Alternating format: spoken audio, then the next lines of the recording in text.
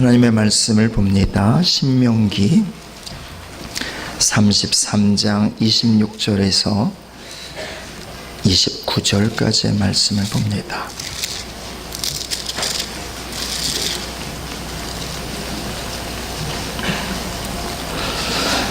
신명기 33장 26절에서 29절. 하나님의 말씀을 우리가 한 목소리로 같이 읽겠습니다. 신명기 33장 26절에서 29절 같이 읽습니다. 여수르니여 하나님 같은 이가 없도다. 그가 너를 도우시려고 하늘을 타고 궁창에서 위엄을 나타내시는도다.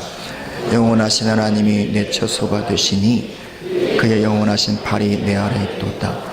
그가 내 앞에서 대적을 쫓으시며 멸하라 하시도다. 이스라엘의 안전히 거하며 야곱의 샘은 곡식과 새 포도주의 땅에 홀로 있나니 곧 그의 하늘이 이슬을 내리는 곳대로다. 이스라엘에 너는 행복한 사람이로다. 여호와의 구원을 너같이 얻은 백성이 누구냐?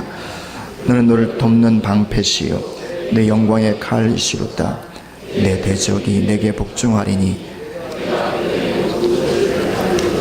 아멘. 한 번 더 기도합니다. 사랑하는 하나님 아버지, 오늘 우리는 또 한 해를 보내는 마지막 이 시간에 하나님 아버지의 얼굴 앞에 서 있습니다. 2018년을 시작하면서 우리가 드렸던 기도의 제목들이 있습니다. 한 해 동안 어떤 기도의 제목은 성취되어지고 이루어져서 또 감사드리고 찬양합니다. 그러나 또 이루어지지 않은 기도의 제목, 또 내년으로 넘어가지만 선하고 신실하신 하나님께서 붙잡으셔서 또 우리가 생각하지 못한 때에 또 하나님의 크신 은혜로 응답하여 주시고, 그래서 30배, 60배, 100배의 열매들이 각자의 삶 가운데 맺혀지게 해주십시오. 오늘 우리 가운데 말씀으로 오셔서 또 2018년도를 잘 덮어주시고 새로운 시간을 잘 열어주십시오. 감사합니다. 예수님의 이름으로 기도합니다. 아멘.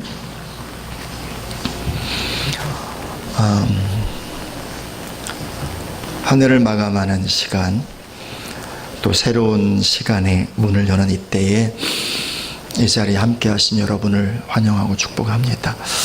우리 하나님께 영광의 박수를 한번 드리겠습니다.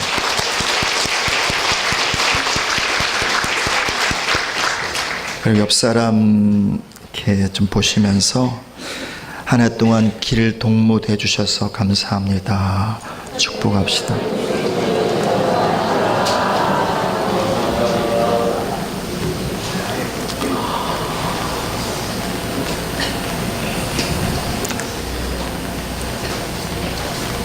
해마다 그 해를 관통하는 키워드들이 있습니다. 여러 가지 키워드가 있는데 2017년 작년 우리나라 사회를 관통하는 키워드가 뭐냐면 욜로라고 한 말입니다. 처음 들어보신 분도 계실 터인데 욜로, 이것은 이렇게 영어의 그 각 단어의 앞에 있는 것들만 합쳐서 만든 건데요. You only live once. 넌 단지 한 번뿐인 인생을 사는 거야. 2017년도를 관통하는 키워드였다는 거예요. 2018년을 관통하는 키워드 중에 하나가 뭐냐면 소확행이라는 것입니다. 무슨 의미냐면 작지만 확실한 행복을 추구하라. 이 말은 다르지만 내용은 거의 같은 내용을 포함하고 있습니다. 너의 인생이 중요하다. 너의 인생이 중요하다. 그러니까 오늘 행복을 위해서 즐겨라. 그리고 소유해라, 소비해라. 이런 메시지가 이 욜로라고 하는 단어와 소확행이란 단어 안에 담겨 있습니다. 그러니 지금 우리 사회가 어디로 흘러가고 있는가를 알게 됩니다. 여기엔 두 가지의 내용이 담겨 있습니다. 하나는 개인주의고요. 또 하나는 소비주의입니다. 그래서 개인이 행복하기 위해서는 어쨌든 잘 소비해야 된다. 그러면 행복해질 수 있다라고 하는 거죠. 근데 이것은 진리의 반대로 가는 것입니다. 왜냐하면 그렇다고 진짜 행복한 것은 아니기 때문에 그래요. 행복이라고 하는 것은 관계에서 오는 것입니다. 왜냐하면 행복이라고 하는 것이 느껴지는 장소가 어디냐면 주로 마음이기 때문에 그래요. 마음이 행복해야 돼요. 근데 이 마음이 언제 행복하냐면 다른 마음과 연결될 때, 조화를 이룰 때, 그때 행복한 거예요. 다시 말하면 혼자 행복할 수 있는 게 아니란 말입니다. 결국 개인주의로 가다 보면 사람들이 결국 파편이 돼버리고요. 결국 극단적인 외로움에 빠지게 되죠. 점점 더 우리 사회는 외로움으로 짙어지고 있습니다. 행복을 추구하는데요. 행복을 갈망하는데요. 근데 사람들은 점점 더 외로워지고 있어요. 왜냐하면 이 사회가 개인주의로 가고 있기 때문에 그렇습니다. 또 하나의 메시지는 소비를 잘하면 여행을 많이 가고 원하는 걸 많이 사고 잘 쓰고 잘 먹고 잘하면 행복할 거라는 거예요. 만족할 거라는 거예요. 근데 진정한 만족은 어디서 오냐면 내 존재의 가치가 인정받을 때 만족이 오는 거예요. 근데 이 시대의 사람들은 잘 소비하면 자기 존재가 만족할 줄 알아요. 자기 가치가 인정받는 줄 안다 말입니다. 그런데 해보셔서 아시겠지만 그러면 그럴수록 점점 더 이 속이 공허해지기 시작합니다. 더 많은 걸 소비해야 돼요. 더 많은 걸 먹어야 돼요. 또 자극적인 걸 마셔야 돼요. 그러다 보면 결국 중독으로 들어가게 되는 거죠.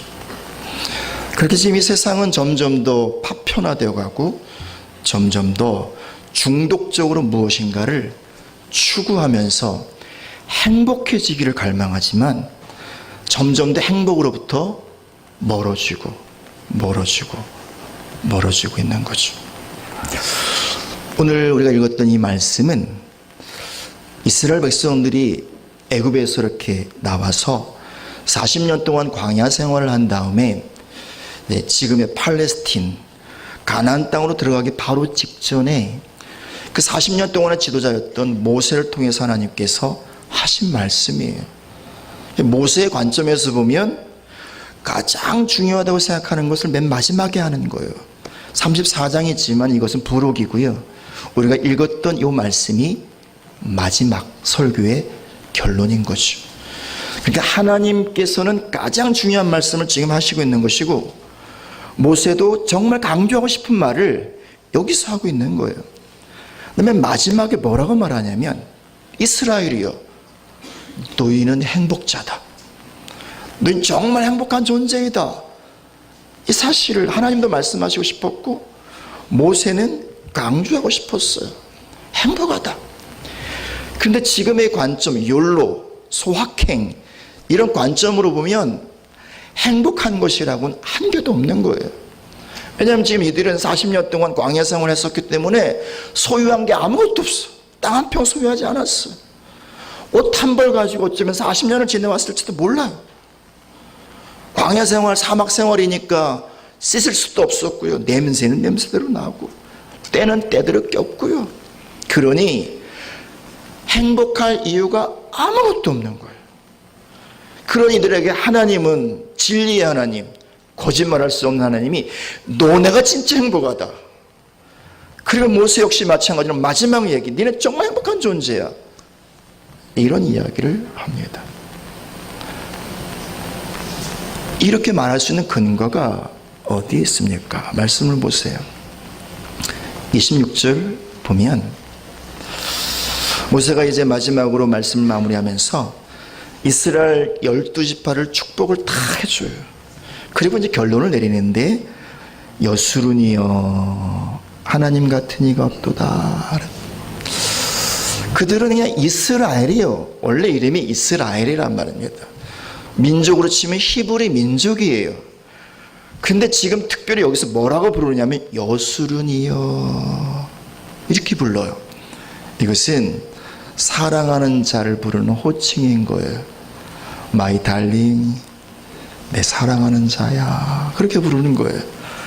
실제로 이 여수run이라고 한 이 단어의 뜻이 뭐냐면 사랑하는 자, 기뻐하는 자, 그리고 의로운 자, 이런 의미가 있는 거예요.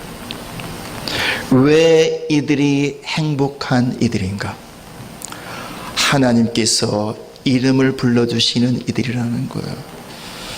여러분, 우리나라 어떤 시인의 시도 있잖아요. 그가 내 이름을 불러주었을 때 나는 꽃이 되었다, 뭐가 되었다. 그런 시 있잖아요. 이름을 부른다는 것, 특별히 여기서 애칭으로 부른다는 것은 무엇이냐면 관계 안으로 부른다는 거예요. 하나님과 아무런 상관이 없는 자들이었어요. 하나님의 말씀에 거역만 하는 자들이었어요. 다시 말하면 그건 잿덩어리였단 말입니다. 냄새나는 인생들이었단 말입니다. 무가치한 어쩌면 먼지 같은 존재들이었단 말입니다. 그런 존재들을 향해서 하나님께서 말씀하는 거예요. My darling, 이름을 불러주시는 거죠. 영원하신 하나님이요, 그리고 만유의 주 되시는 분이시요, 그 하나님께서 이름을 불러주시는, 그 얘기는 뭐냐면 하나님과의 사랑의 관계 안으로 초청하시는 거예요.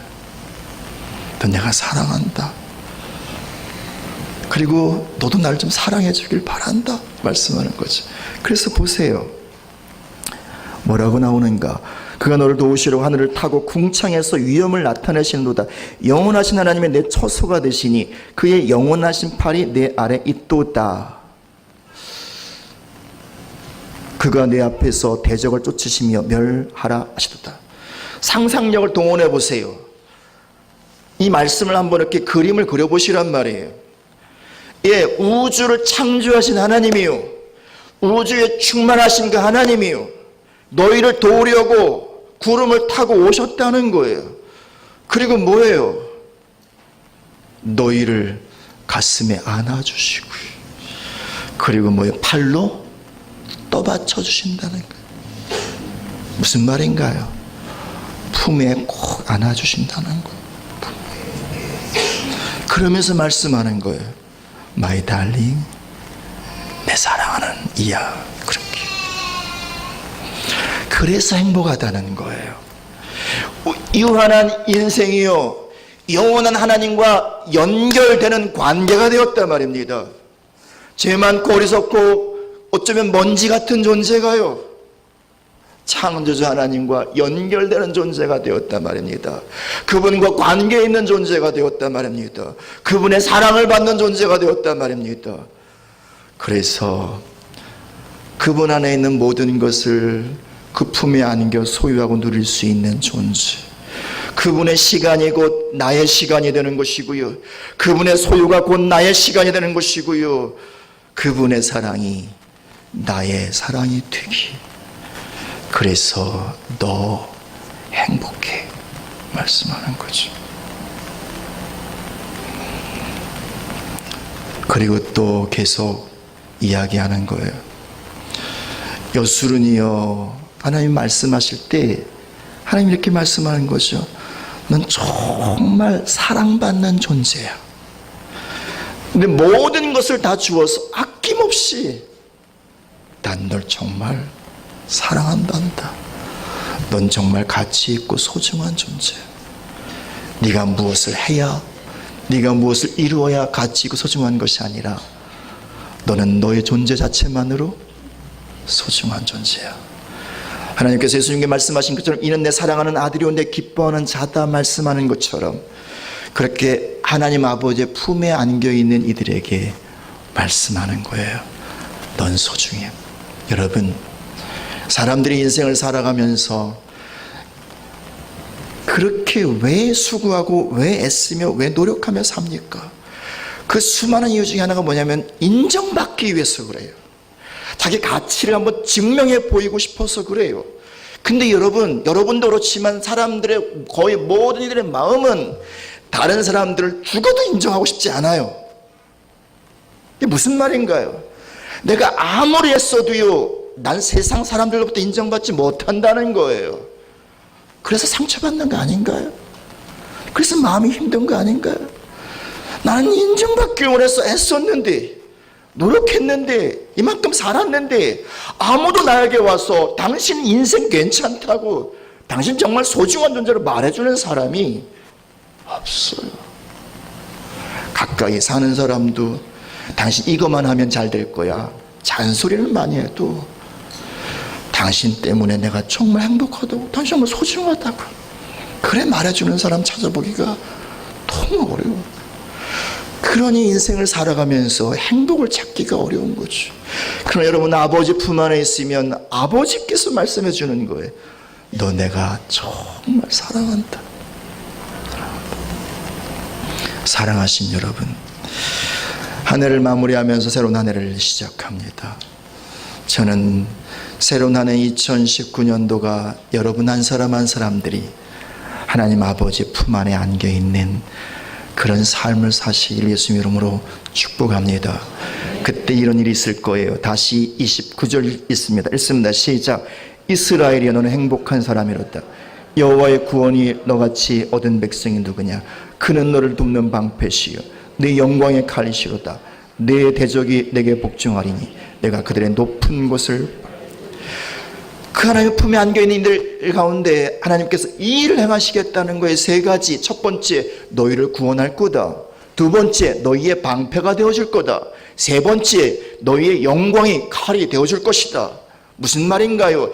하나님께 너희의 삶을 품어서 너희가 어려움을 당할 때마다 구원해 주실 뿐만 아니라 대적으로부터, 문제로부터, 삶의 위험으로부터 방패가 되어 보호해 주시고 지켜주시고 너희의 영광의 칼이 되어서 너희 대적의 높은 곳을 밟고 승리의 깃발을 높이 드는 승리의 삶을 살게 하겠다 말씀하는 거지요.